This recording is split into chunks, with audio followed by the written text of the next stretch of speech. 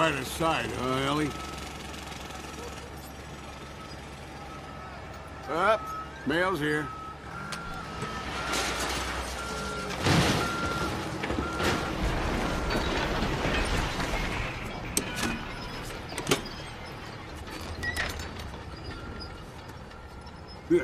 Shady Oaks retirement. Oh, brother.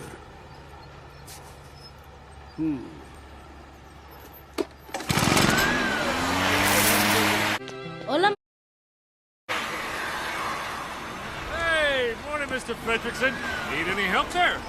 No. Yes. Tell your boss over there that you boys are ruining our house.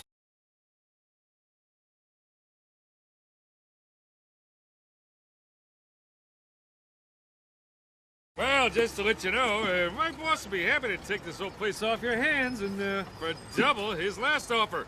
What do you say to that?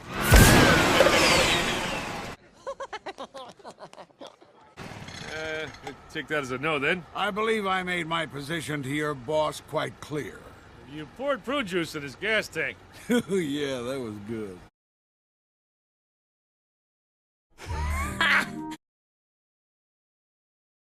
Here, let me talk to him.